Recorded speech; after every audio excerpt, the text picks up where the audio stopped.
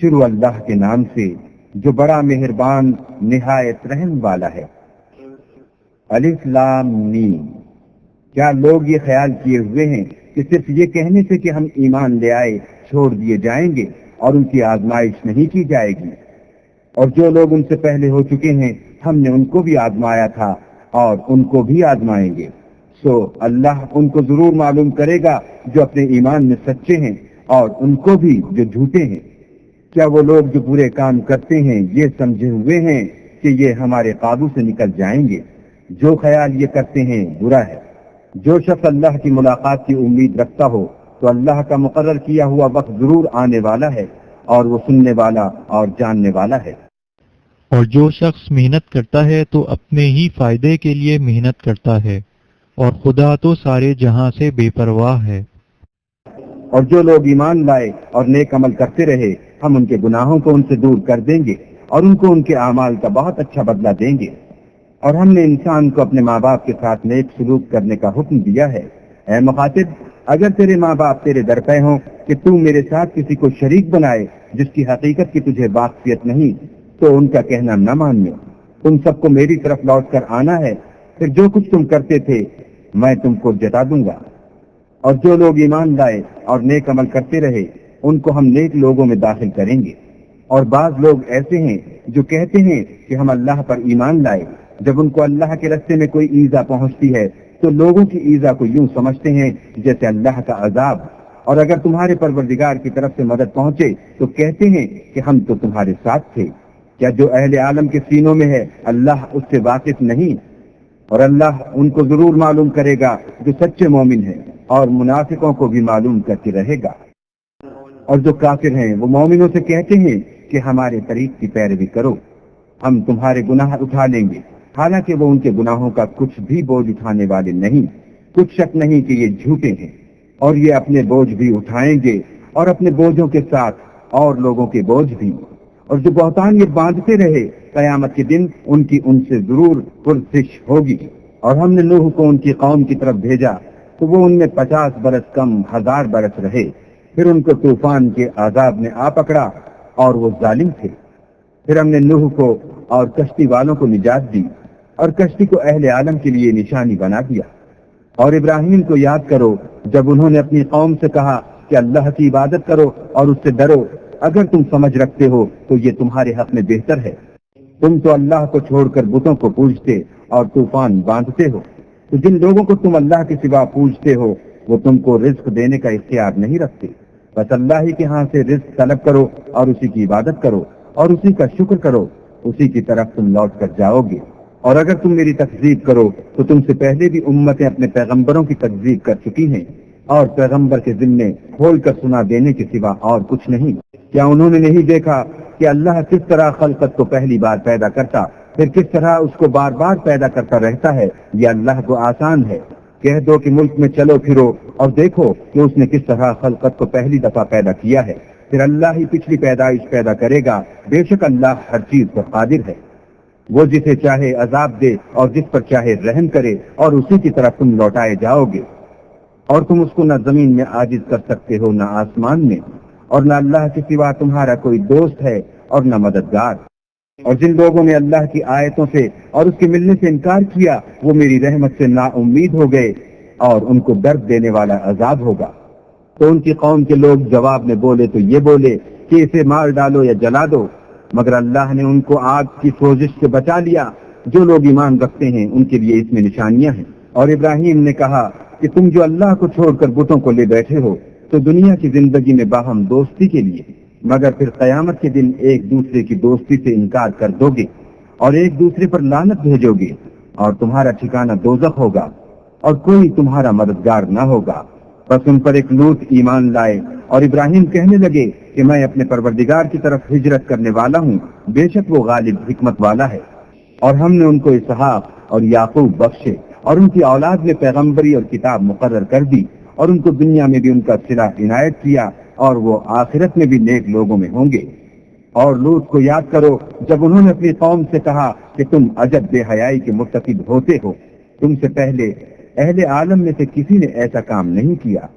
کیا تم لذت کے ارادے سے لونڈوں کی طرف مائل ہوتے اور مسافروں کی رہزنی کرتے ہو اور اپنی مجلسوں میں ناپسندیدہ کام کرتے ہو، تو ان کی قوم کے لوگ جواب میں بولے تو یہ بولے کہ اگر تم سچے ہو تو ہم پر عذاب لے آؤ۔ لوط نے کہا کہ اے میرے پروردگار، ان مفسد لوگوں کے مقابلے میں مجھے نصرت عنایت فرما۔ اور جب ہمارے فرشتے ابراہیم کے پاس خوشی کی خبر لے کر آئے تو کہنے لگے کہ ہم اس بستی کے لوگوں کو ہلاک کر دینے والے ہیں کہ یہاں کے رہنے والے نافرمان ہیں۔ ابراہیم نے کہا کہ اس میں تو لوط بھی ہیں۔ وہ کہنے لگے کہ جو لوگ یہاں رہتے ہیں ہمیں سب معلوم ہے، ہم ان کو اور ان کے گھر والوں کو بچا لیں گے بجز ان کی بیوی کے کہ وہ پیچھے رہنے والوں میں ہوں گے۔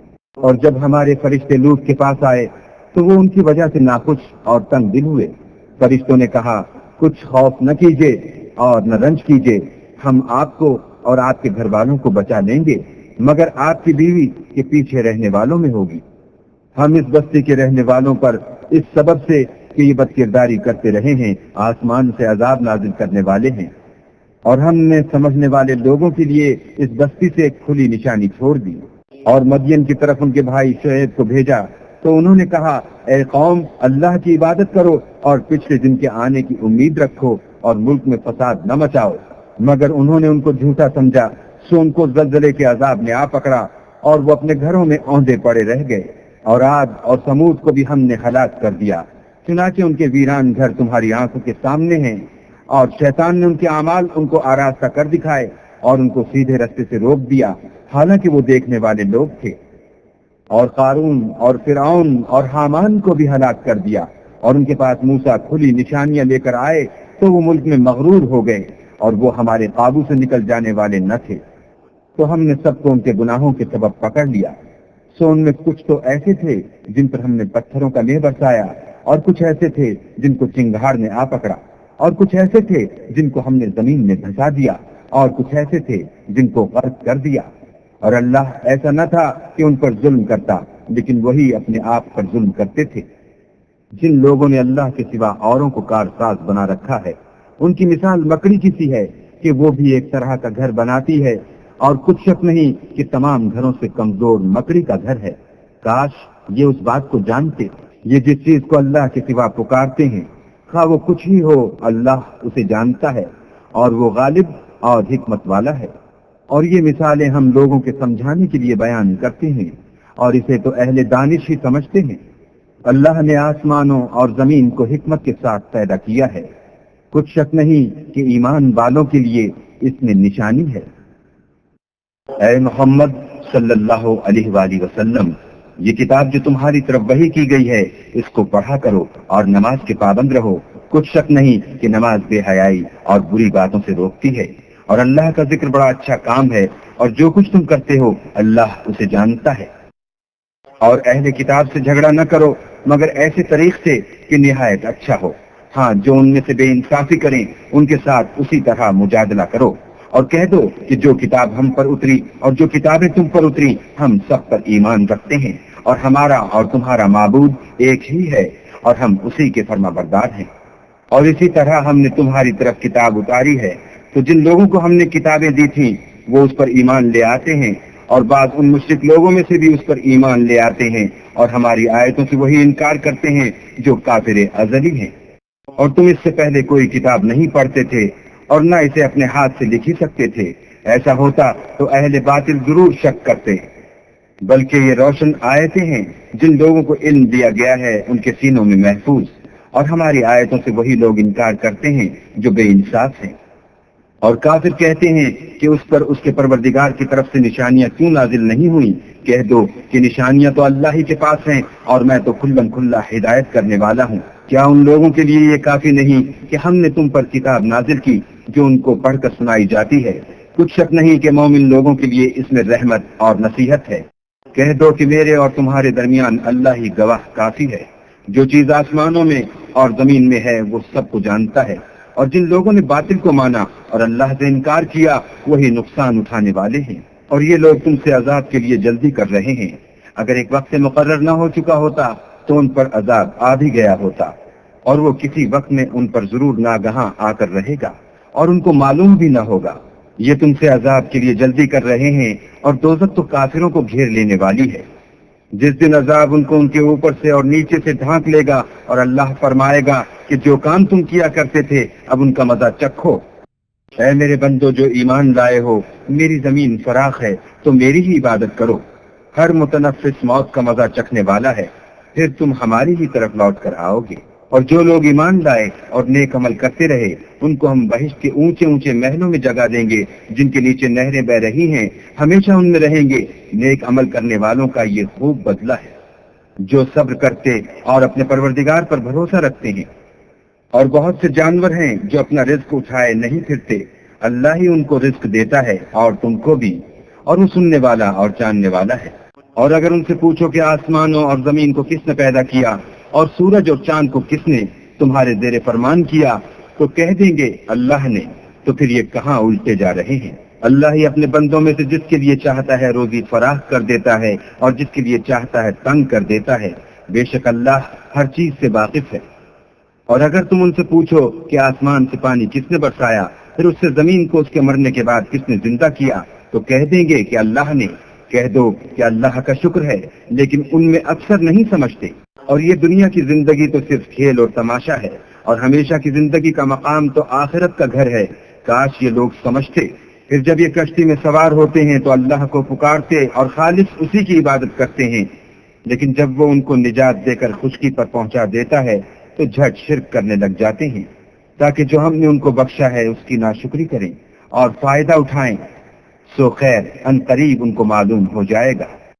کیا انہوں نے نہیں دیکھا کہ ہم نے حرم کو مقام امن بنایا ہے اور لوگ ان کے گرد و نواح سے اچک لیے جاتے ہیں؟ کیا یہ لوگ باطل پر اعتقاد رکھتے ہیں اور اللہ کی نعمتوں کی ناشکری کرتے ہیں؟ اور اس سے ظالم کون جو اللہ پر جھوٹ بہتان باندھے یا جب حق بات اس کے پاس آئے تو اس کی تکذیب کرے؟ کیا کافروں کا ٹھکانہ جہنم میں نہیں ہے؟ اور جن لوگوں نے ہمارے لیے کوشش کی ہم ان کو ضرور اپنے رستے دکھا دیں گے، اور اللہ تو نیکوکاروں کے ساتھ ہے۔